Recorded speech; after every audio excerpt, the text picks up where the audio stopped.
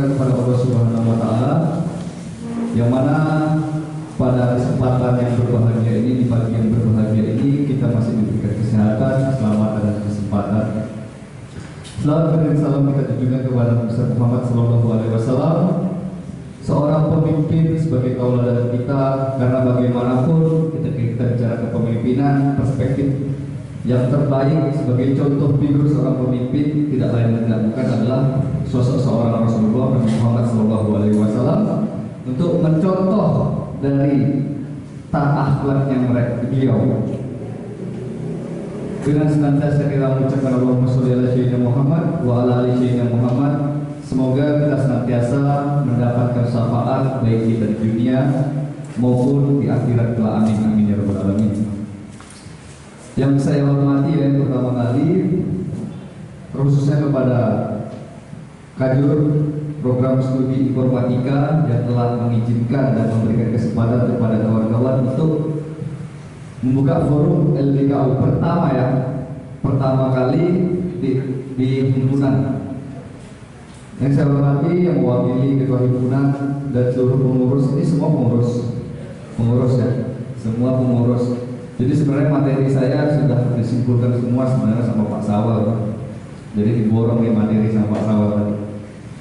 Jadi di sini saya akan menyampaikan materi itu ada 4. Materi yang pertama itu terkait tentang organisasi, tentang manajemen, kepemimpinan, dan bagaimana menjadi seorang pemimpin. Jadi kepemimpinan dan pemimpin itu harus dibedakan, kepemimpinan dan pemimpin. Jadi sebelum saya mulai, saya ingin bertanya kepada kawan-kawan semua di sini. Di sini sudah ada yang sudah mengikuti basic training atau pelatihan organisasi, karena kalau seandainya di mayoritas sudah mengikuti basic training di luar, jadi kita tidak terlalu buka yang dasarnya, ya. Kita bisa lebih jauh membuka terkait organisasi. Coba aja tanya yang mengikuti basic training baik internal maupun eksternal kampus. Oke, ada 5 orang ya, 6 orang. Oke, coba masuk ke slide pertama. Nah, jadi sebelum saya membuka tentang materi, siapapun pemateri yang di depan, kalau kawan-kawan memang membawa dengan tidak terbuka, tidak dikosongkan ini kawan-kawan untuk menerima, itu yang merugi bukan saya, tapi kawan-kawan semua. Jadi sebelumnya saya minta perhatiannya nanti ketika materi ini.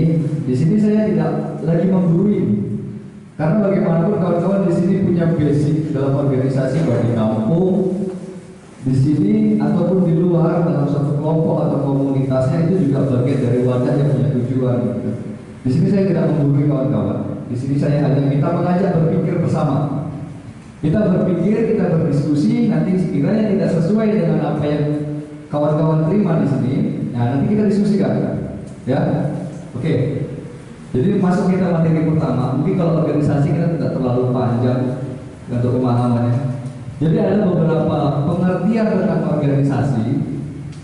Organisasi menurut Max Weber itu adalah kerangka hubungan antara yang terstruktur, yang mana organisasi tersebut memiliki tanggung jawab serta kewenangan pembagian kerja bertujuan dalam mengeksekusi fungsi tertentu. Ini kalau saja sekiranya penting untuk dicatat atau difoto. Karena kalau untuk masa tahapan awal kita untuk bicara tentang definisi pengertiannya supaya sesuai dengan tema kita. Kita LDKU adalah basic dasar. Jadi ketika fondasi dasar pengertian secara teori, secara pengertian secara umumnya tentang organisasi kawan-kawan tidak mengerti, nah, bagaimana kita bicara tentang output dari organisasi itu sendiri, ya.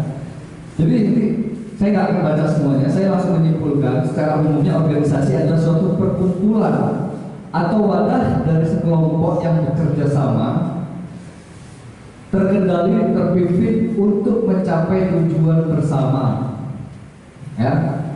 Jadi organisasi itu next aja. Jadi udah ya, ada dua. Nah, jadi ini prinsip tadi sudah dibuka sama Pak Sawal. Kita dalam berorganisasi kita punya tujuan, tapi ada satu yang tertinggal. Dalam organisasi itu yang pertama memang ada orangnya, ada manusia. organisasi tanpa ada orang atau penggeraknya, manusianya. Jadi organisasi itu kalau saya analogikan seperti motor, seperti kendaraan, laptop, dia sebagai wadah akses untuk sampai kepada tujuan, gitu.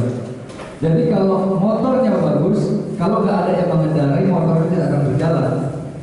Dan yang paling terpenting supaya kita tahu arah tujuan dalam suatu organisasi adalah konstitusi. Konstitusi atau pedoman dan mekanisme organisasi seperti anggaran dasar, anggaran rumah tangga, dan pedoman-pedoman lainnya yang sesuai dengan musyawarah bersama. Jadi kalau dalam organisasi tidak ada aturannya, bagaimana untuk menertibkan dalam kita bicara kesekretariatan, pembagian tugas di sini semua terkait lambang. Dan dalam suatu organisasi saya akan membawa bicara organisasi ini nggak hanya cakupan bicara di dunia kampus atau di market, tapi bagaimana kita nanti ini kawan-kawan bisa mampu mengimplementasikan keluar sesuai dengan mungkin pengalaman basic kawan-kawan semua di sini adalah di informatika. Jadi di informatika ini apa outputnya untuk keluar? Jadi di sini kita mengira tidak hanya membawa nama Himatit, tapi kawan-kawan sebagai mahasiswa. Jadi kalau mahasiswa hari ini berorganisasi hanya untuk memikirkan kepentingan dalam organisasi jurusan yang sesuai dengan jurusan, jadi output keluarnya belum dapat dirasakan oleh masyarakat. Nah, jadi kita untuk keluar ke sana, kita untuk orang banyak. Selanjutnya adalah tujuan bersama. Jadi dari aturan dasar tadi bicara tentang anggaran dasar, anggaran rumah tangga. Nah, sampai sini paham kawan-kawan tentang apa namanya anggaran dasar dan anggaran rumah tangga? Coba kalau seandainya sudah mengerti, kita nggak perlu buka masalah anggaran dasar, gitu. Tapi ini sangat penting bagi kawan-kawan yang sebagai pengurus hari ini tidak mengetahui tentang konsep dalam anggaran dasar, ini bahaya, gitu.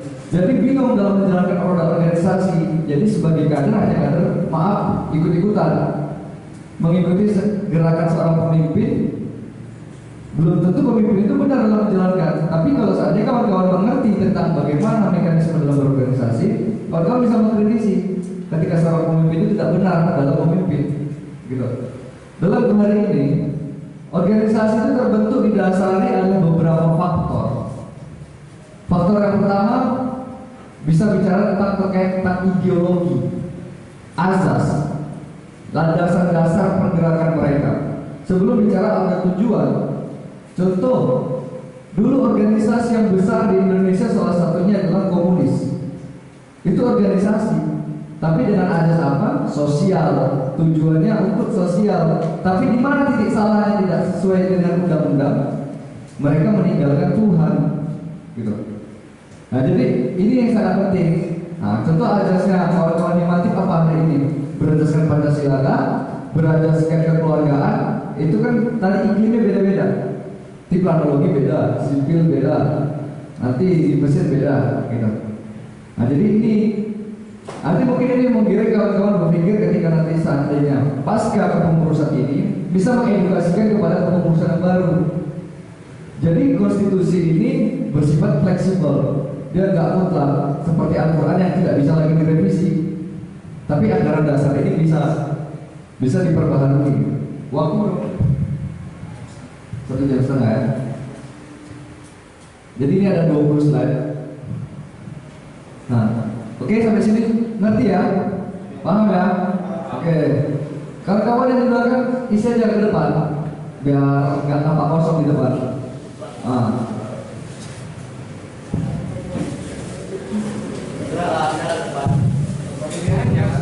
Iya. Mungkin kalau suara dengar, tapi saya ingin lebih dekat aja ya. Karena saya tidak mau, kita ingin diskusi.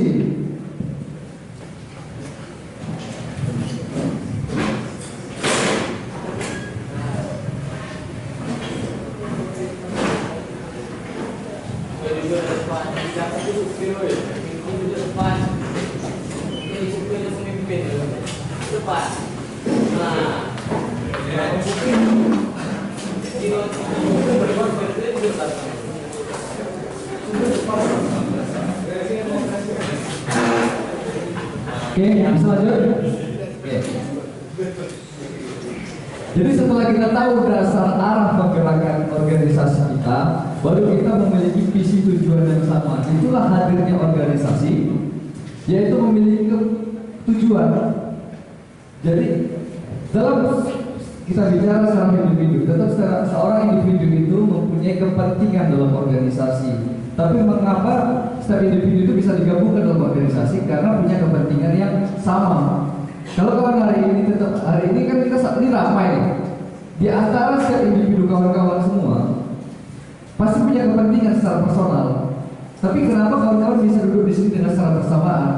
Karena kawan dihimpun dalam ruang atau himpunan, yaitu punya satu jurusan, himpunan mahasiswa informatika, sehingga kawan-kawan dapat disatukan pemikirannya untuk mencapai tujuan bersama.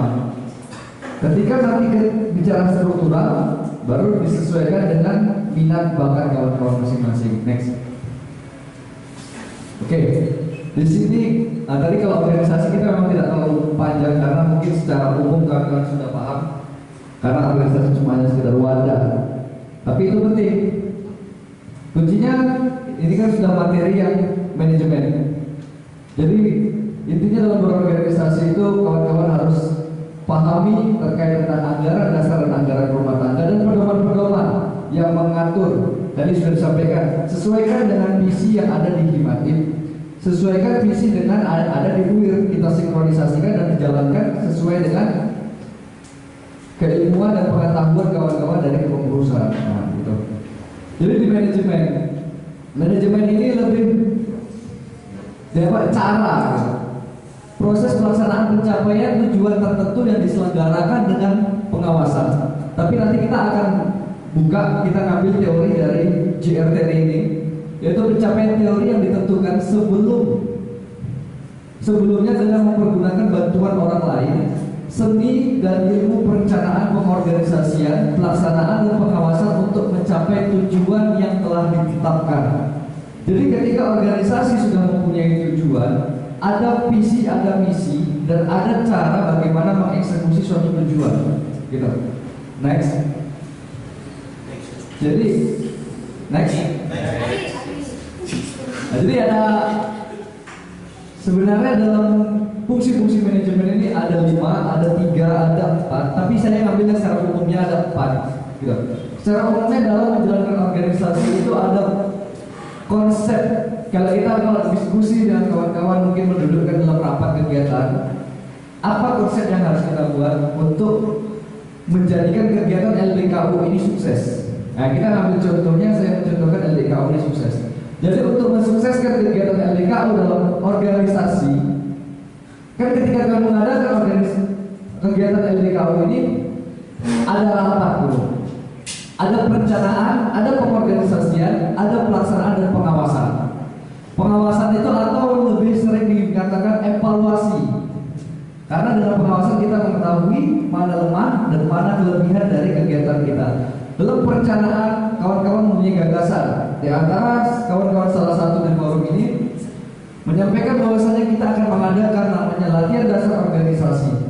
Ketika sudah diajukan latihan dasar organisasi dan disepakati oleh kawan-kawan pengurus, lalu dibentuklah kepanitiaan. Kepanitiaan itulah pengorganisasiannya secara lingkup kecil untuk sebagai pemahaman kawan-kawan. Nah, setelah itu pelaksanaan hari ini lah pelaksanaannya. Hari ini pelaksanaannya untuk pengimplementasian. Untuk setelah pasca ini nanti kan kawan-kawan akan mengadakan rapat, mengevaluasi terkait biaya, ataukah biaya ini nombok atau segala macam atau berlebih. Nah, nanti dievaluasi. Kalau berlebih nanti arahnya kemana nih anggaran kita yang lebih ini? Atau kalau kurang bagaimana cara menutupi? Jadi belum selesai sampai hari ini. Ketika kita sudah tampil hari ini belum selesai kita bicara organisasi. Ini dalam skala kecil. Tapi dalam skala besar, mungkin buat organisasi kepemudaan paguyuban di luar sana. Nah, begitu. Jadi ada konsep-konsepnya lagi. Tapi secara intinya ya seperti ini. Ketika kawan-kawan bisa mengkoordinir secara lingkup yang terkecil untuk bicara yang besar itu sudah pasti akan siap, gitu. Dan apabila kawan-kawan sudah di organisasi yang besar, untuk turun yang kecil lebih siap lagi. Jadi intinya adalah bagaimana menanamkan dasarnya dulu. Jadi kalau udah dasar di organisasi itu sudah oke, udah benar, udah tepat dalam menjalankan organisasi, ya outputnya dalam proses itu dia akan dapat dirasakan orang banyak. Next. Nah, ada pun fungsi dalam fungsi dalam perencanaan ini. Tadi sudah saya jelaskan secara apa, tapi ini untuk secara teorinya mungkin bisa dicatat aja. Saya baca beberapa poin. Kalau secara pengertiannya saya sudah jelaskan tadi. Tapi untuk secara pengertian atau beberapa poin-poin penting dalam perencanaan yang perlu dipersiapkan, ini ada 5 poin. Jadi 5 poin itu adalah dalam perencanaan itu yang pertama menetapkan tujuan atau permasalahan yang akan dipecahkan dengan rencana tersebut. Jadi ditetapkan dulu tujuannya apa, target dalam suatu kegiatan, plan.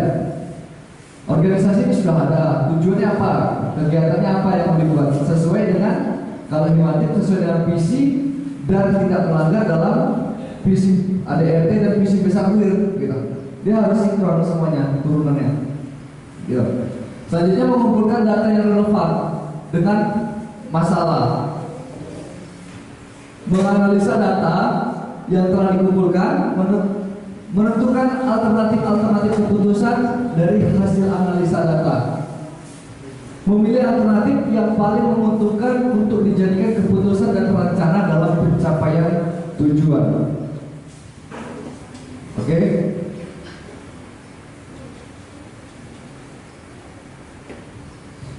Sudah? Nah, next.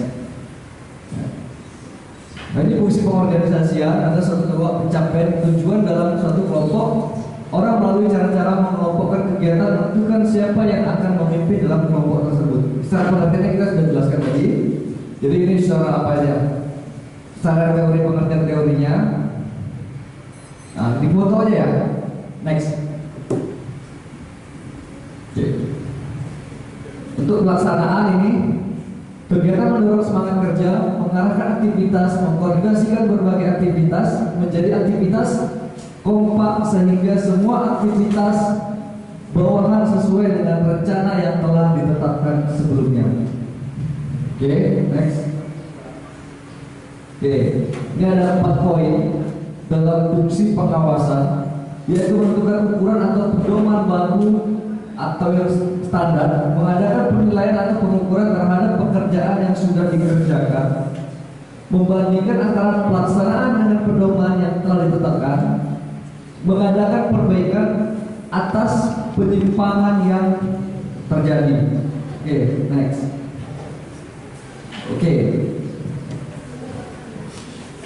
Jadi sampai sini bicara manajemen gimana?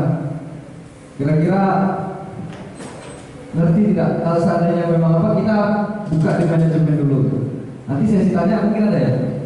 Sesi diskusi ada ya? Nah, diskusi ada. Oke. Atau izinkan saya dulu menjelaskan, nanti kita baru lanjut ke diskusi.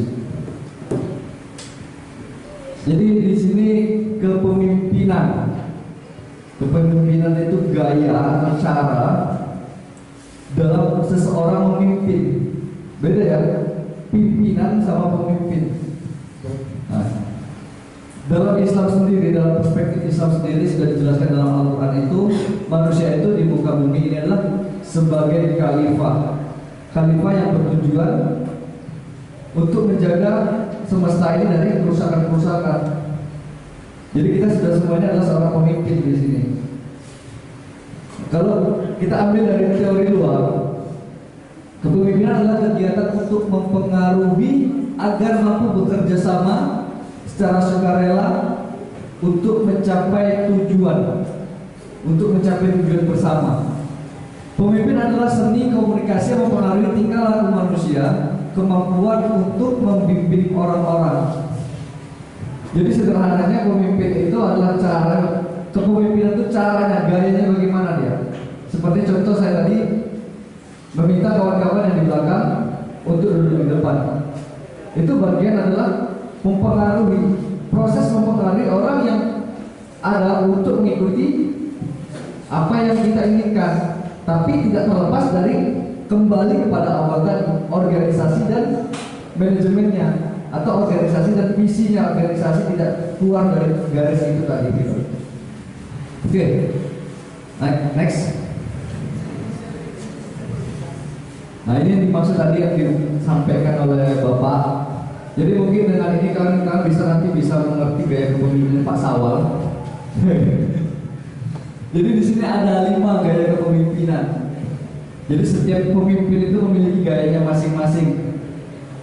Ada pemimpinan autokratis, pemimpin militaris, pemimpin paternalistik, karismatik dan demokratis. Next kan? Nah di sini ada 8 ciri-ciri gaya kepemimpinan dari autokratis. Menganggap bawahannya sebagai milik pribadi, mengidentifikasi tujuan organisasi dengan tujuan pribadi, menganggap bawahan sebagai alat semata dan tidak mau menerima saran dan kritik pendapat bawahannya karena dia beranggapan bawahannya itu bodoh, terlalu bergantung pada kekuasaan formal. Pendapat yang digunakan selalu mengandung unsur paksaan, ancaman dan bersifat primitif, tidak memberikan informasi yang berarti kepada bawahan, bersikap menjauhi kelompok. Jadi ciri-ciri orang-orang yang autokratis ini merasa dirinya yang paling hebat dan paling benar dan dianggap semuanya itu bodoh gitu. Jadi pemimpin yang baik itu kalau kita ngambil dari beberapa quotes, kalau kamu mau menjadi seorang yang hebat, menjadi orang yang dewasa, kamu kalahkan diri kamu sendiri. Untuk menjadi orang yang dewasa, untuk menjadi seorang pemenang, kamu kalahkan orang lain atau kalahkan tandinganmu. Tapi untuk menjadi orang yang hebat, menjadi seorang pemimpin adalah bagaimana membesarkan orang lain. Nah, kalau kita ambil dari dasar quotes itu, untuk membesarkan orang lain untuk dikatakan sebagai seorang pemimpin, berarti autokratis tidak sesuai diterapkan dengan kawan-kawan. Jadi di sini kita harus sepakati. Jadi tidak bisa kita, ya udah aku mau ngambil gaya autokratis, gak bisa. Itu harus disesuaikan. Kalau kawan-kawan ingin dibenci oleh lingkungan Anda, gunakanlah ini. Merasa diri yang paling benar dan paling hebat. Karena sudah bukan zamannya hari ini seperti itu. Gitu. Next.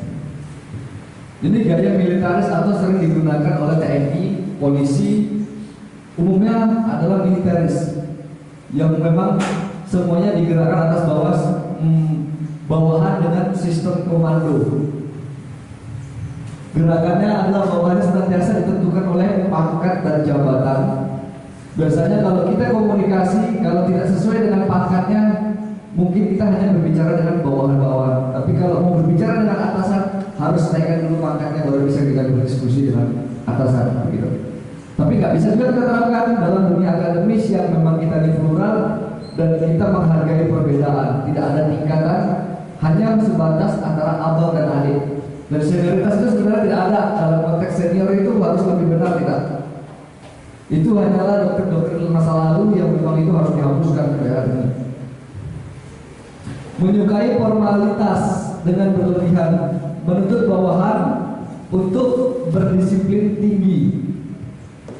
Suka menerima kritik bawahan, menggemari upacara-upacara berbagai keadaan. Mungkin di antara 6 poin ini yang bisa kita terapkan dalam kehidupan kita, dalam organisasi kemahasiswaan itu salah satunya adalah menuntut bawahan untuk disiplin. Jadi disiplin ini penting. Jadi hari ini yang terjadi adalah ketika kita kegiatan jam 9, jam 9 itu baru berangkat dari rumah. Hari ini kalau saja kita memang mau meningkatkan kualitas dari nilai-nilai keorganisasian, kita harus disiplin. 4-5 orang yang datang dalam agenda kegiatan acara, dalam rapat diskusi itu dilanjutkan gitu. Jadi nggak tunggu-tunggu. Jadi jangan waktu yang menunggu kita, tapi kita yang menunggu waktu gitu. Ya, next. Ini gaya kepemimpinan paternalistis. Ya, beranggapan bahwa bawahannya adalah manusia yang belum dewasa, bersikap sangat melindungi bawahannya, jarang memberi kesempatan kepada bawahannya untuk mengambil keputusan sendiri, berinisiatif dengan mengembangkan daya kreasi, bersikap mau tahu. Jadi tidak, ini hampir sama dengan autokratis tadi. Kalau dia ini ingin mau tahu, kalau yang tadi itu yang lainnya nggak boleh tahu, autokratis. Next. Nah ini kepemimpinan karismatik. Jadi di antara semua gaya kepemimpinan karismatik ini harus dimiliki oleh seseorang, gitu. Mau dia mau gayanya gaya militaris, paternalistis, kalau dia memiliki gaya karismatik, dia akan selalu dipandang oleh bawahannya itu sebagai seseorang yang luar biasa. Sebelum dia berbicara, orang sudah beranggapan dia itu adalah orang yang baik, orang yang hebat, pengetahuannya luas. Jadi karismatik ya. Jadi karismatik ini harus dimiliki dari semua kawan-kawan yang ingin menjadi seorang pemimpin, gitu. Dan harus dimiliki, karena kita semua di sini sebenarnya adalah seorang pemimpin, gitu. Jadi nggak pilihan pemimpin itu. Dan pemimpin itu sudah memang sebagai tanggung jawab kita masing-masing. Nah, nanti bagaimana caranya membangun pemimpin yang itu nanti kita buka tentang bagaimana jadi pemimpin yang berprestasi. Ada nanti kita buka. Nah ini selanjutnya adalah kepemimpinan demokratis. Memandang bawahannya adalah makhluk yang mulia di dunia, mensinkronisasikan tujuan organisasi dengan tujuan pribadi, mengutamakan kerjasama dalam mencapai tujuan, memberikan kebebasan kepada bawahan untuk berbuat, selalu berusaha mengembangkan pribadinya untuk sebagai seorang pemimpin. Begitu. Jadi pemimpin yang demokratis ini adalah pemimpin yang terbuka, pemimpin yang mengutamakan musyawarah dalam pengambilan setiap keputusan. Begitu. Dan hari ini kalau kita bicara iklimnya di teknik, rata-rata kepemimpinan di organisasi yang ada di teknik ini menggunakan gaya kepemimpinan demokratis, gitu. Karena kita bebas menyampaikan pendapat. Sampai maaf katanya kita membahas ideologi komunis di kampus ini pun tidak jadi masalah, begitu. Tapi membahas ya, bukan melakukan satu pergerakan, tapi mendiskusikan pemikiran-pemikiran orang luar sehingga pandangan mana yang lebih tepat. Nanti ada diskusi, ada musyawarah, begitu. Kan kegiatan dalam akan dilaksanakan ini kan tidak ada intervensi nih dari kajur ataupun pimpinan, tapi lebih membudayakan demokratis atau menerima pendapat bawahannya. Oke, next. Coba. Oke. Selanjutnya, ini terakhir untuk kepemimpinan. Jadi dari diskusi kita tadi terkait apa yang saya sampaikan terkait kepemimpinan, adapun kepemimpinan itu memiliki fungsi antara lain yang pertama, pemimpin berfungsi sebagai konseptor, perencana, begitu. Walaupun dia menggunakan sistem demokratis, sesuatu yang akan diagendakan ke depan, sebenarnya dia sudah punya pemikiran, begitu. Tapi karena dia menghargai manusia ini adalah makhluk yang mulia, sehingga dia membuka diri untuk berdiskusi, walaupun dia tahu targetnya apa yang akan disampaikan, gitu, tercapai. Sehingga di situ juga ada edukasi pendidikan bagi bawahannya.